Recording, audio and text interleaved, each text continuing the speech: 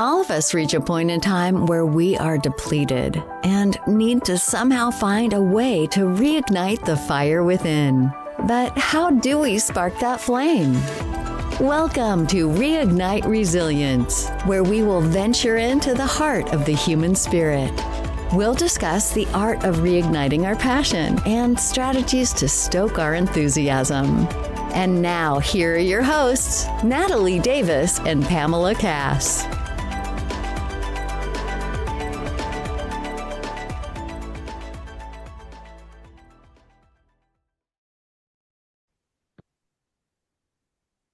Welcome back to another episode of Reignite Resilience. I'm your co-host, Natalie Davis, and I am excited to be back with everyone today.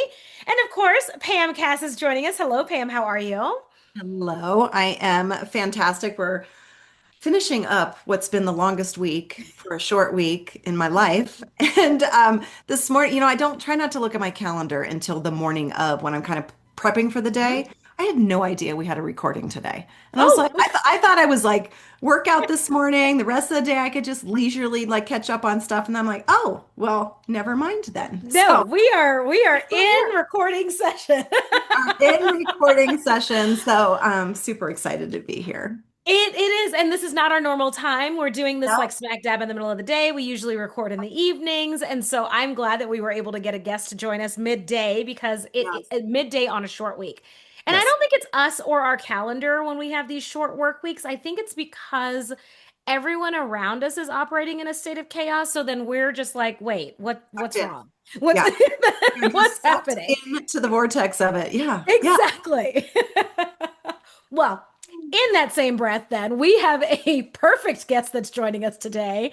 Why don't you tell our listeners who's joining us? Yeah, I'm so excited. So today we have joining us Jenny Evans. She is a global speaker, coach, author, and organizational consultant on psychology and chemistry as it relates to resilience, confidence, performance, and women's leadership. She is highly experienced, having worked with thousands of C-suite executives, leaders, and employees from corporations, associations, and universities across the globe. Her dynamic presentations and company-wide initiatives both educate and inspire audiences by linking the stressful challenges of everyday life to the body's own chemistry and psychology. Welcome, Jenny. We are so excited to have you here today, and I think this is just a perfect topic for us today in this week. Yeah, really excited to be here. I mean, it's funny as we were talking about how this has just been such a chaotic week, and you just get caught and stuck in the minutia and the frustration. That was really nice to hear my bio of like, wow, I do actually accomplish things. Yes. Maybe like somewhat frequently, but yes, this week where you're just like, why is life trying to push me backwards?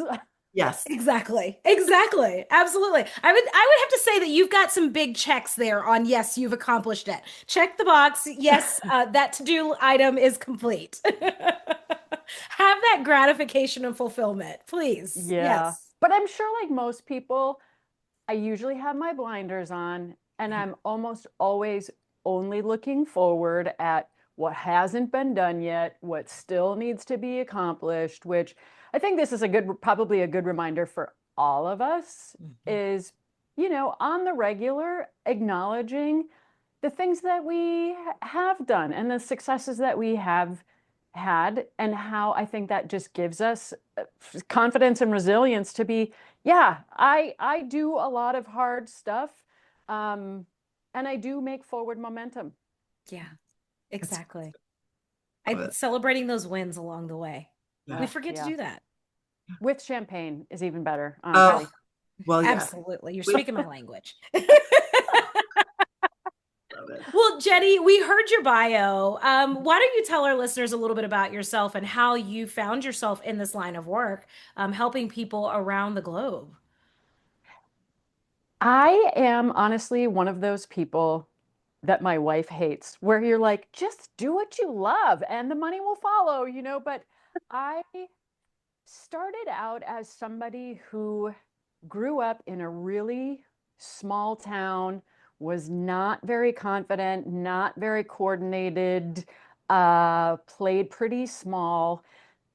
but as I grew up, I actually got the courage to leave my tiny small town that I grew up in, went to college in the Twin Cities at the University of Minnesota, and I started teaching fitness classes there because I had a dance background. Because I was so uncoordinated as a kid, I managed by myself to knock out my front tooth by the root.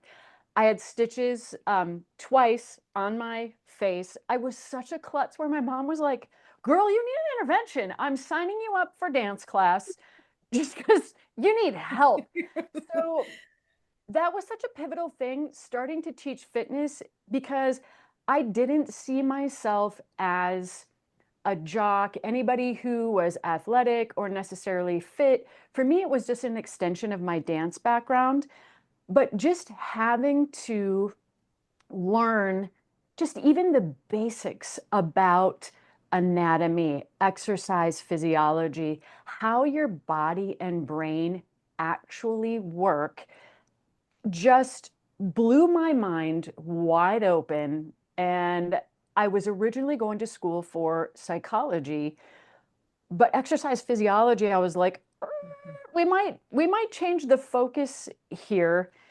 And then I was also minoring in American Indian Studies. And one of those things where you're like, Jenny, focus. What are we doing here? But Yeah.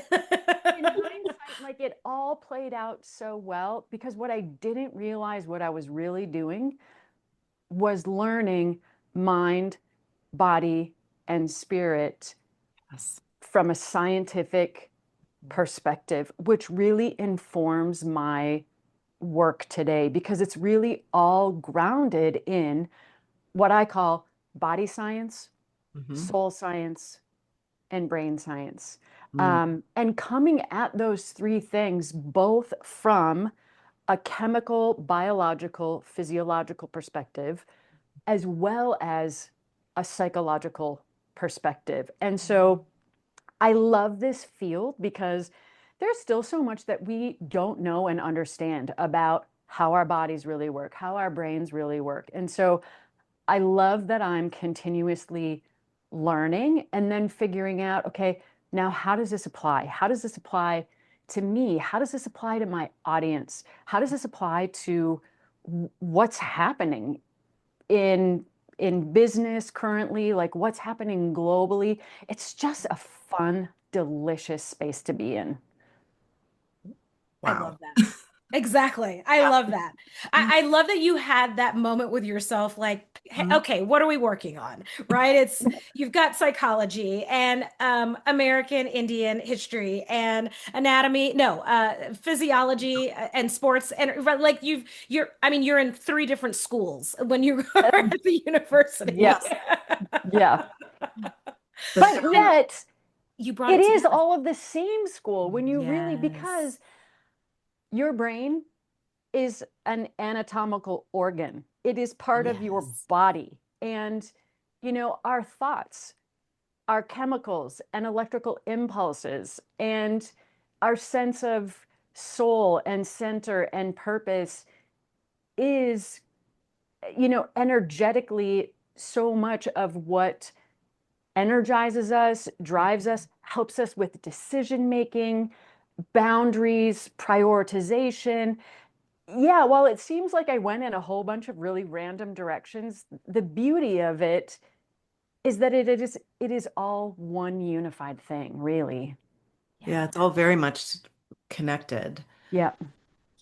Yeah. So you were going to school, you were teaching fitness classes, and then how do you go from that to C-suite executives and speaking and leading? Great Like, question. that's a So, big gap. yes, I fell in love with the aspect of fitness, and I specifically remember one like magical moment. So, there was a female university professor who was coming to my fitness classes, and she was one of those invisible participants where she came late, she just kind of snuck into the back of the room, like never drew any attention to herself.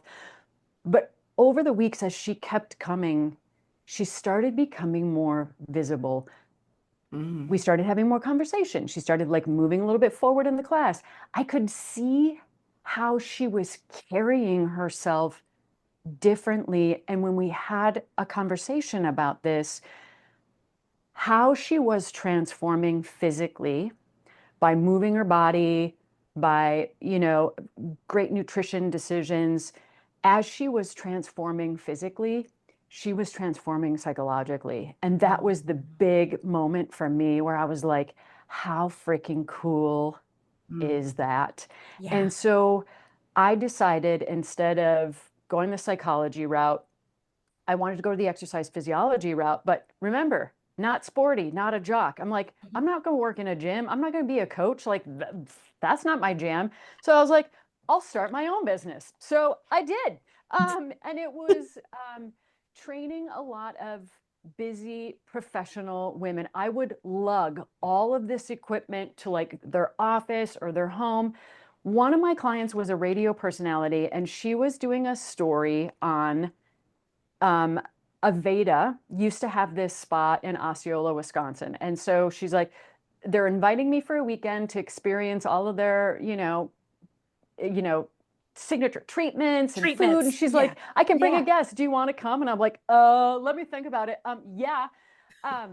So long story short, I got hooked in with Aveda, and I became their corporate director of well-being. And they did such an amazing job of fully integrating wellness into your employee experience, into the products, into the business model.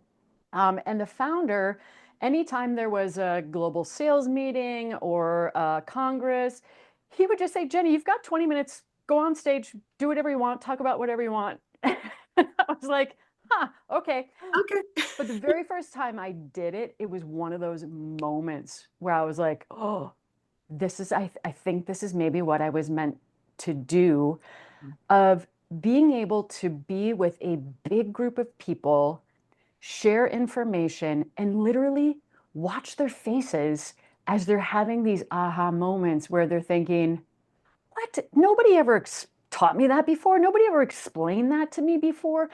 To watch them have like that emotional journey where they're having a realization, where they're like, oh my gosh, what have I been doing? I've been ignoring this. I'm out of alignment. And then taking them on that journey to giving them the tools and the strategy and the motivation to just start thinking like, okay, I can do this. I can take myself to the next level of me. And then Aveda got acquired by Estee Lauder. So I started working for a lot of the different Estee Lauder brands. That exposed me to the Human Performance Institute in Orlando, Florida. Dr. Jim Lair and Dr. Jack Groppel, two of the like most renowned performance psychologists. I came onto their team as well and started speaking on behalf of their content and clients. So it's one of those things that one thing just leads to the next, and the next thing you know, I'm traveling around the world on stages in front of thousands of people, CEOs, managers, employees, and it's awesome. Like if 9-year-old me, I love to play this little game. Like we're all sitting in the classroom and we're all 9 years old, and somebody comes in and they start going around the classroom and they start saying, Pam, here's what you are going to be doing when you're whatever, 40 years old. Natalie, here's what your life is going to be like. When they came around to me, I would have just thought, you have got to be kidding. There is no, like, that doesn't even exist. How, what, why? So I like to say yes to things because honestly, one of my life philosophies is, what is the worst that could happen? What is the worst that could happen? We catastrophize so much. As an entrepreneur and a business owner who never took a single business course, life, every time like something, I don't want to say bad, but you're like, okay, wow, that did not go as planned. The way I look at it as, well, that was a semester of business school. Maybe that just cost me 20 grand, that mistake. Well, business school is expensive. Or, okay, that launch didn't go well. There's 4 months down the drain where you're like, well, that's about a semester of college. So it's all about how we learn and grow along the way. I love that Mm-hmm. analogy. Just like reframing it, Yeah, right? Like just reframe how you completely. think about it. Yeah. Well, That's I feel like you can either laugh about it or you can cry about it. I personally, I really enjoy laughing. So that's yes. usually going to be my choice if I can. Mm-hmm. Mm-hmm. Well, Jenny, you touch, I think this is your answer is built into what you just shared with us, but I want to really dive into it and not miss this because when you say that like one thing led to another, that led to another, just another door that opened, who is that person that shows up, right? Because there are opportunities that come before all of us at knowing like when to say yes and not questioning and having the self-doubt and all of that. So as I mean, door after door after door, an opportunity open up for you. Who are you? How are you in those spaces? Yeah. I love this question. Thankfully, because of the work that I do, I really benefit the most. And here's what I mean about this. A big part, when I talk about soul science, like what, Jenny, what the heck is soul science? That's what I really refer to as the work of really understanding who we are. Mm-hmm. What do we value? What do we believe? What is our sense of purpose? What are our life's missions? And that work that I have just done for myself, not only helping other people with that, but doing that for myself has given me a level of confidence that nobody should really honestly have. Um, I am driven by a sense of purpose Mm-hmm. because I have a set of beliefs that drive my behavior on a daily basis that give me just a stupid sense of confidence and courage and ability to take risk. And it's not to say that there's a lot of times that I'm not scared as hell, that I'm still a little confused. I don't have it all figured out, but just this sense of knowing what makes me tick and what drives me and makes me feel ultimately fulfilled is what gives me the courage to say yes and to be able to play a little bit bigger today than I did yesterday. Mm-hmm. Wow. So defined purpose Yeah. and strong belief systems. So you know what you want. And even if it's scary, you step into it. I wouldn't necessarily say that I always know what I want, but knowing my beliefs really kind of helps me to figure that out because it really is the answer key Yeah.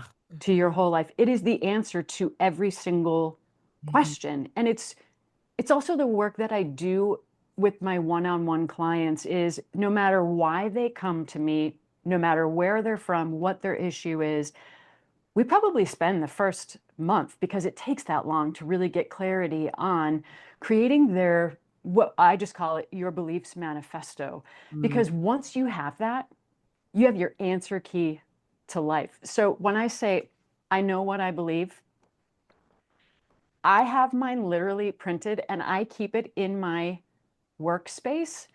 I Mm-hmm. look at it when I do my really, I don't want to say my goal setting, but literally like, what are my tasks for tomorrow? What am I really going to be focusing on? What challenges am I going to be facing? So for instance, my right now, because your beliefs can and do change throughout various stages of your life. Like when I was a college student versus when I became a mom versus as our parents age, like things shift and change. But right now, my number one belief, and this one has been with me for most of my life, I believe in taking risk, trying new things, and continuing to learn and grow. Mm-hmm. Like with every fiber of my being, I believe that. I know that to my core. Mm-hmm. And that belief, that's what drives me and motivates me and gives me the courage, the confidence, the direction, when I like to call my primitive caveman brain, and we can get into this too. Yes. His name is Sneaky Pete. He's our fight or flight response. Mm-hmm. And anytime like stress, change, anything unexpected, Sneaky Pete flips a switch, takes over your brain. This is the fear, the self-doubt, the negativity. He wants to run the show, and he loves to just be whispering in my ear, telling me like, who do you think you are? This is such a great way when you're anchored in your beliefs, to really quiet that Mm-hmm. sense of doubt, of fear, the pessimism. Yeah. So what's the process you go through to quiet that? So you have your belief manifesto, then Sneaky Pete starts like chattering in your ear. What's your Yeah. process that you go through? Okay. We're going to back like way up. Okay. Actually, we're going to back up millions of years. Okay. So our fight or flight response, our stress response, starts as a chemistry problem that turns into a psychology problem. Mm. So anytime our stress response is triggered, immediately your body is producing adrenaline, noradrenaline, cortisol, those stress hormones. Mm. And they do a lot of different things in the body. But when it comes to our brain, what cortisol does is puts that primitive caveman brain in charge, because Mm. primitive caveman brain is hardwired to take action. Okay. So don't think about it. Don't make a pros and cons spreadsheet. Like, this is a life or death situation. Sneaky Pete is like, I'm taking action right now because this is about survival. And this part of your brain is hardwired to be very emotional, Mm. but it's hardwired for negative emotions, Mm. fear, mistrust, not wanting to take risk, because we had to play it safe, our ancestors, in order to survive. Sneaky Pete, the primitive caveman part of our brain, has no capacity for logic, thought, or reasoning. This is your brain stem and your amygdala. As our brains continue to evolve, neocortex grew on top of that. I like to think of your neocortex as your Sheldon Cooper. Okay, Big Bang Theory? Yep. Rational, data, logic, reasoning, thought, self-discipline, willpower, ability to connect outside of yourself. So you've got Sneaky Pete. His goal is survival. Advanced brain, Sheldon, his goal is really survival for what? Is more driven by meaning and fulfillment and significance. So when cortisol is running the show, you do not have access to the advanced part of your brain. So no amount of mindset work, positive mantras, just think your way out of this is going to work, because that part of your brain is completely online. Mm. The number one way, the fastest way to rid your body of cortisol is what I call a microburst. So fighting and fleeing, what did those things have in common? They were a short burst of intense physical activity. Mm-hmm. And when we get that microburst, it actually burns off the cortisol and then signals the body to produce endocannabinoids, endorphins, brain-derived neurotrophic factor, human growth hormone. And what these do is they return your body and brain back to a state of balance. They put your advanced brain back online. So when you ask me, okay, like when Sneaky Pete's running the show, what do I do? Mm-hmm. Microbursts are a regular part of my day. I'm talking about physical activity. Yeah. So this can be any number of things. This can be, you recognize, oh boy, that sales call did not go well. And you're like, oh, I can feel that cortisol and adrenaline. Do a microburst. And 30 to 60 seconds is all it takes for this chemical switch. But also regular intense physical exercise, high intensity interval training, resistance training is such an essential part of resilience because it is optimizing your chemistry and your physiology.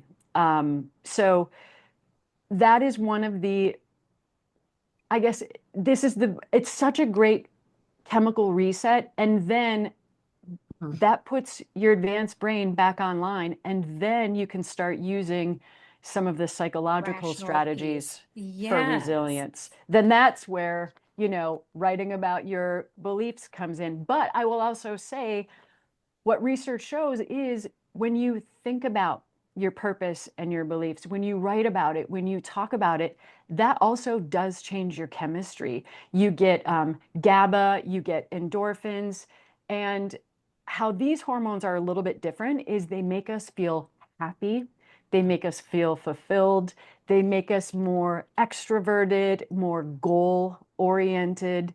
So I love teaching people, man, there are some chemical levers that you can pull inside of your body and brain that are game changing. And you don't have to be a scientist to be able to do it. Yeah. And you don't have to understand the science behind it. Like you just do it. Yes. No, I break it down into here's some different micro strategies. Here's one micro strategy. Here's another micro strategy. Simple, easy, 30 to 60 seconds. Makes a huge difference. Yeah. That's such a simple reset. It's just, you don't even think about it. Right. And that is your body's normal response to stress is to fight or flee. But think of how we've all grown up. Sit in that classroom, sit in that meeting. You're behind the steering wheel in rush hour traffic. Our sedentary lifestyles are really not helping with our resilience. Wow. I love that. I love that. I think that's such a great tip, like breaking it down, because the other piece of this, Jenny, is like when you're able to kind of change and restructure your chemistry with just these small action items. The same is true on like how our body is naturally responding. We're going through and our body is naturally responding. We have no idea that these things are happening, right? Like the stress, the anxiety, the fight or flight responses, and however that shows up in our everyday, we just look at that as that's a Monday, right? Like that's just how it goes every Monday. Yeah. That's how I feel. And then you go on about life and it just becomes your normal. Yeah. Yeah. I like to tell people stress does not discriminate. It is happening inside your body every single day. You have no control over it. Yeah. And to your point, we're so used to it. It just becomes the norm. And you don't even just realize what's happening to your energy, what's happening to your mood, what's happening to your decision making, what's happening to your level of engagement.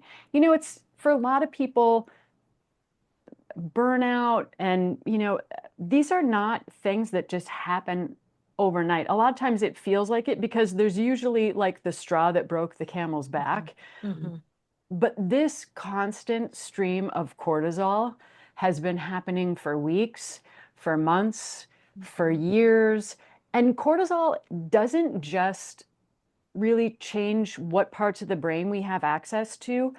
Cortisol is responsible for insomnia. High levels of cortisol can devastate our immune systems. They make us crave high fat, high sugar, crappy foods. They put the body into fat storage mode.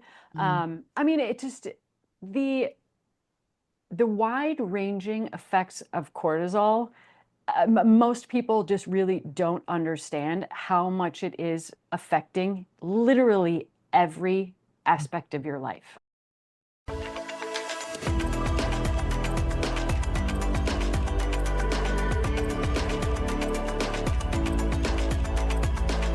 Thank you for joining us today on the Reignite Resilience podcast. We hope you had some aha moments and learned a few new real-life ideas to fuel the flames of passion. Please subscribe on your favorite streaming platform, like or download your favorite episodes, and of course, share with your friends and family. We look forward to seeing you again next time on Reignite Resilience.